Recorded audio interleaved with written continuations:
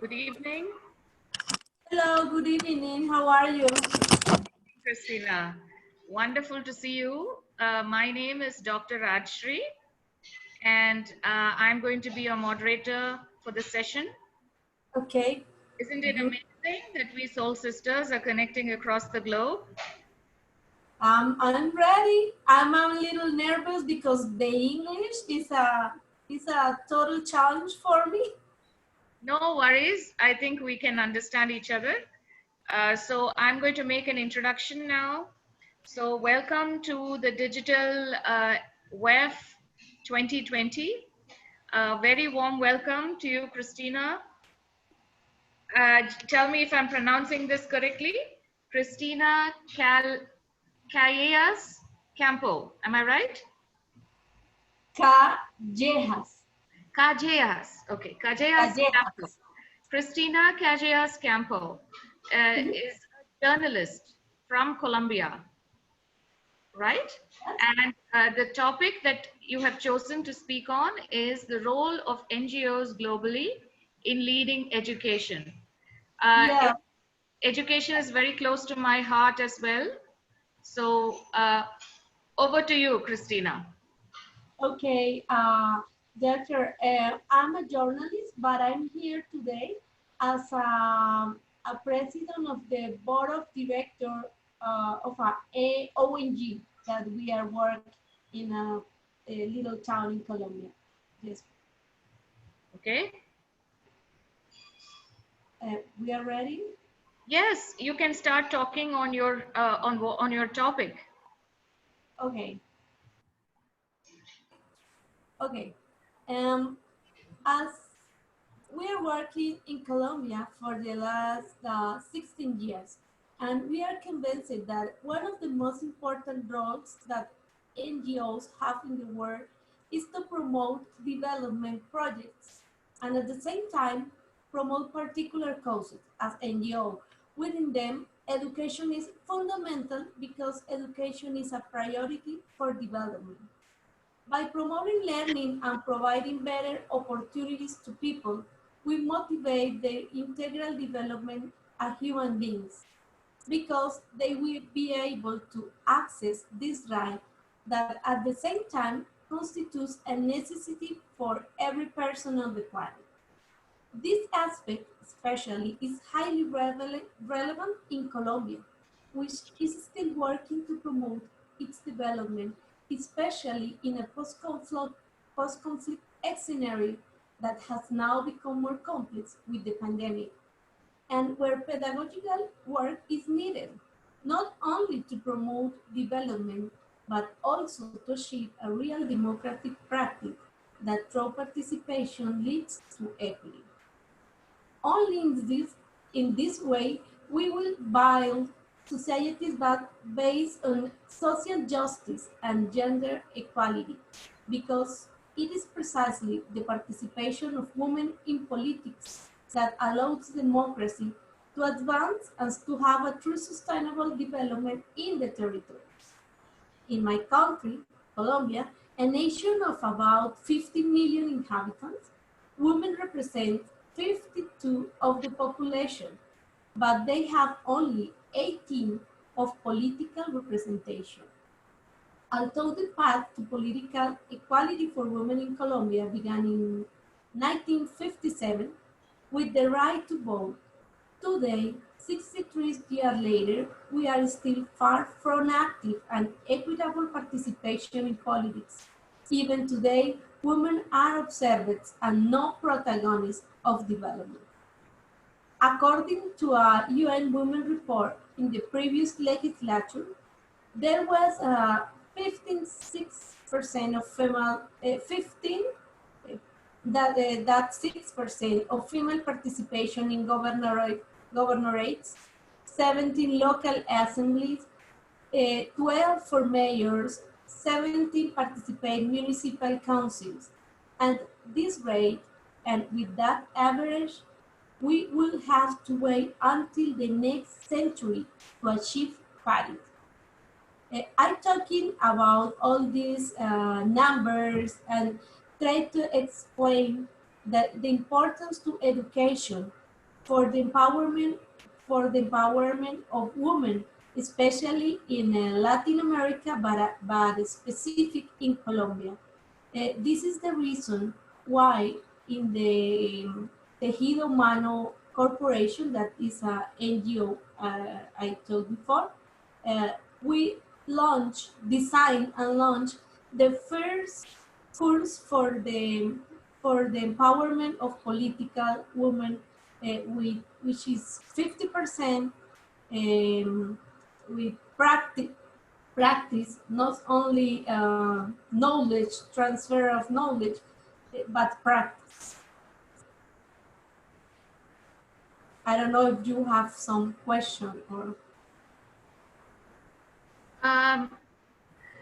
No, you said transfer of knowledge, and you're done with your talk. Do you want to share something else? Yes, yeah, I'm not done. While it is true that the number of women elected has been increasing, this is not generalizing, as there are regions in Colombia where women have not been elected in the last 15 years, not to mention that every time women are launched to run for elected office, they are victims of political gender violence. According to a UN Women and UNDP, the political parity index, which is measurement of women political rights at conditions for the practice, in Colombia was 54 points out of 100.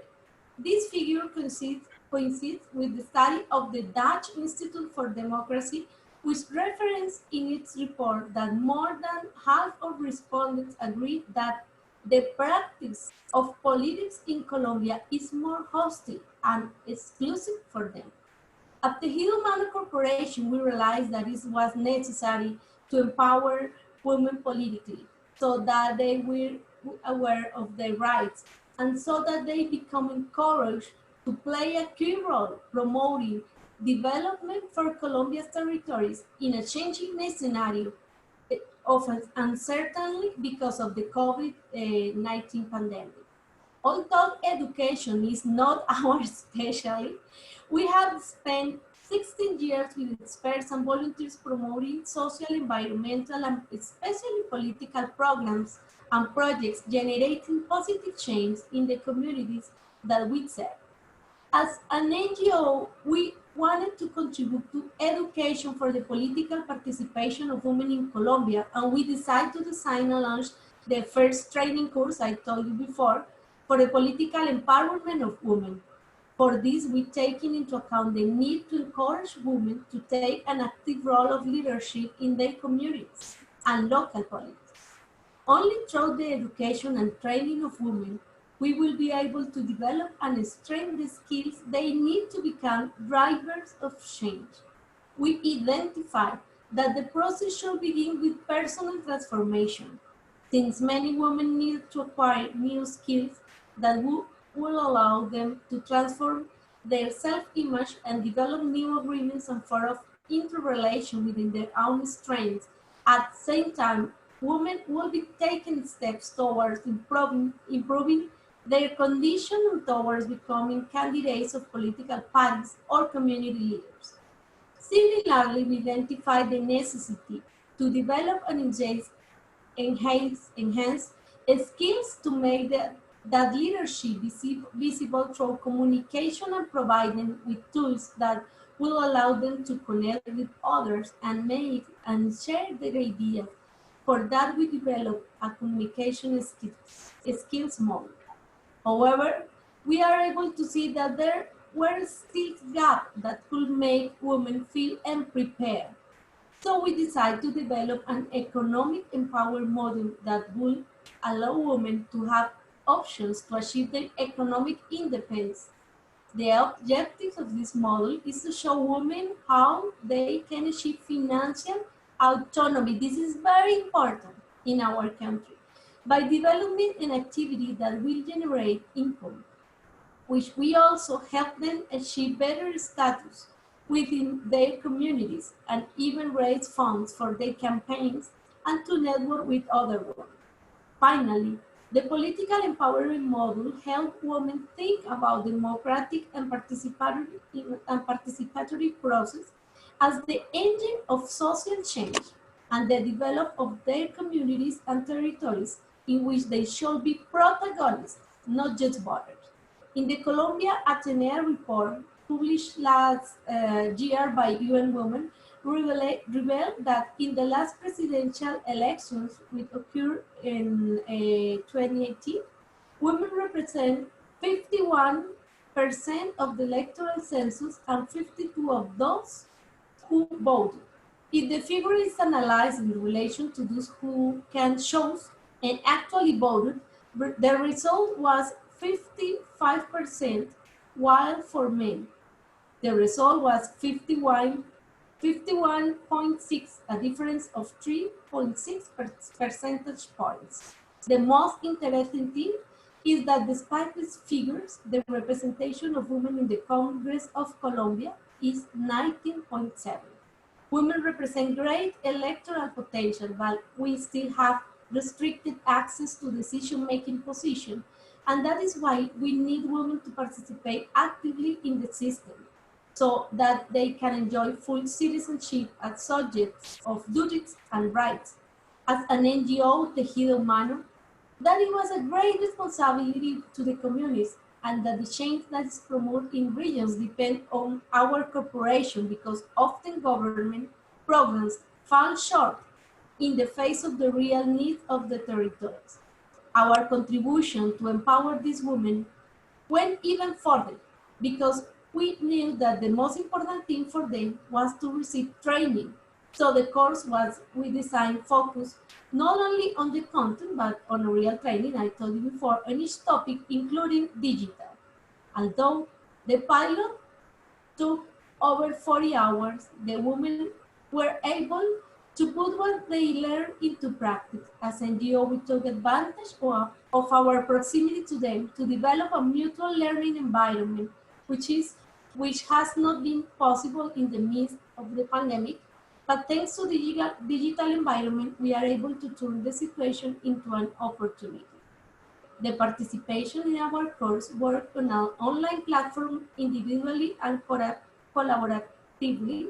The course was supported through the use of didactic tools such as forum, panel, workshop, video testing, practical exercises, reading and tasks. Teachers in various countries participated in video format and they shared their knowledge with the women who had an opportunity to ask questions to these experts. We developed a virtual classroom in which the women could access the materials and watch the videos again.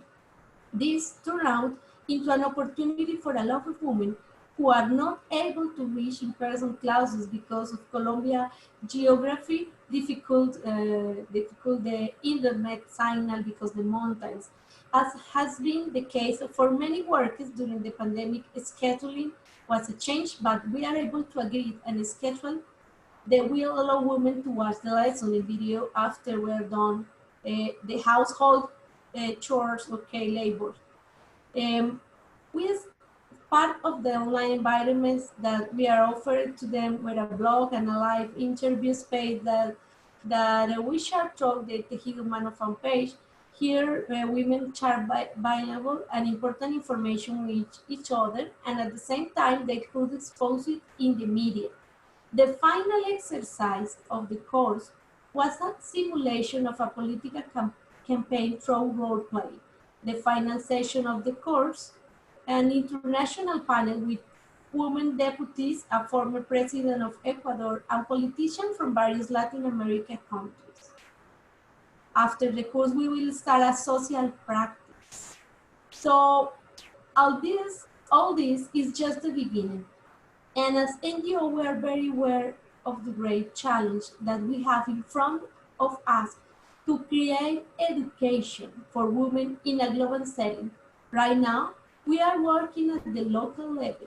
We start impacting just 20 women directly, but those 20 women reach the groups, they reach the communities, which include around 5,000 women in both urban and rural areas. They include women who belong to ethnic communities and minorities, and women who have been victims of all kinds of violence, and who now, because of the power of education, have the opportunity to write a different history in the post-conflict period. It's amazing work that you're doing, Christina, empowering women, making them more knowledgeable, giving them the rights to take up political positions or even, make a difference in the electorate. Amazing, amazing. I think, we need more people working in this front. And I'm so happy to hear everything that your organization is doing. Oh, thank you. Thank you so much. We are, our next elections are in 2 years and a half. So we are on time to prepare more women for participating in the next election. Whenever there are women in seats of power, in general, there is a sense of more welfare, I think this pandemic has also brought forth many countries that have women as leaders who have dealt with the pandemic, in a in a different manner, and it definitely makes a difference. I think the work that you are doing, is path breaking, and I wish that more and more organizations would work towards that, so that we have more women leaders globally, taking up positions and making a difference in this world. Thank you. Thank you so much. Is there anything else you would like to say? Because the next speaker has not yet joined. So if you want to say a few more things, then there is a little bit of time, maybe another 5 minutes. Okay. We have made the pilot. I don't know if it's understand the term pilot to the first course. And these 20 women are really excited, are really happy.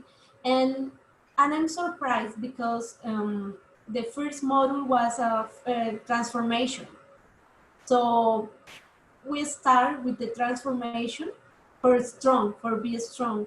But next module is communication skills. And after that module, some of them write and talk to me and say, I put in practice everything I learned with my family. So we think in training leaders, political leaders, but but those girls put in practice everything in the families, in the job. So it's more than you can think. That maybe you can think that only provide information for a specific topic, but people doing more than than you can imagine with information and practice. And we have women from indigents and from the country. So we try to get 20 ladies from different parts of the country and different ethnic groups. Amazing, amazing. So, Christina, it was wonderful to hear about everything that you're doing to empower women, to make them more, to educate them, make them more communicative, and implement all the skills that they have learned in seats of power politically. I think it's an amazing pioneering work that you are doing.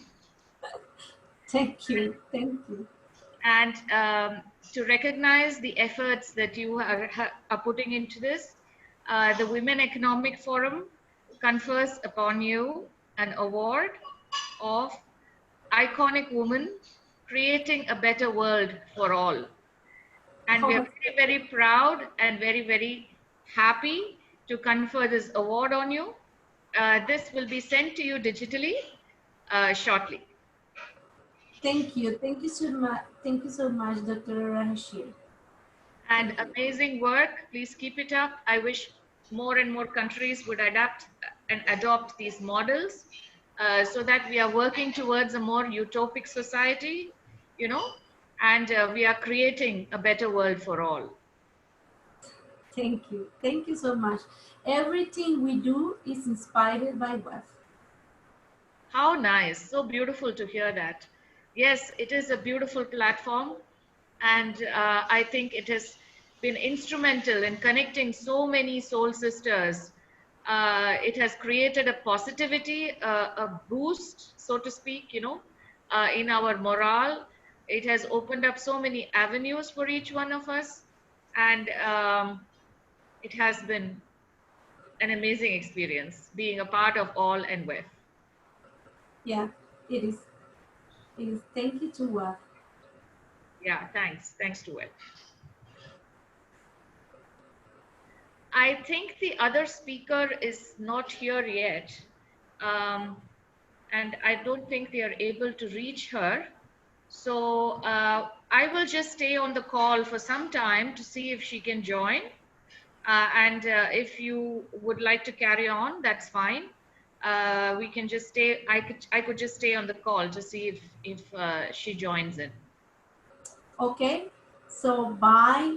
I hope to see you again. Thank you for Yes, your time and interest. I Thank do you so much. hope that we will be able to meet sometime in person when you come to India. If you visit us for, usually our annual WEF happens in New Delhi fixed for 6 days, and it would be awesome. I will remember to invite you next time because I think we have a lot of commonality in thinking. So it would be amazing to connect in person. Okay. Nice to meet you, Dr. Hashir. Bye Thank bye. you too, Christina. Bye.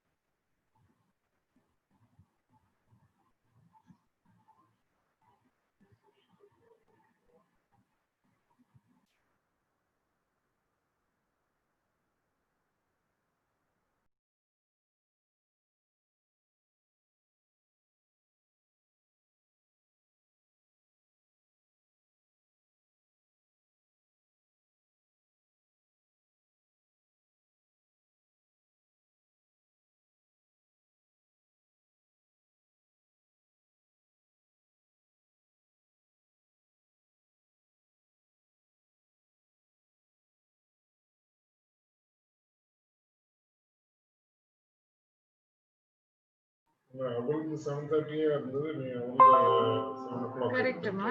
This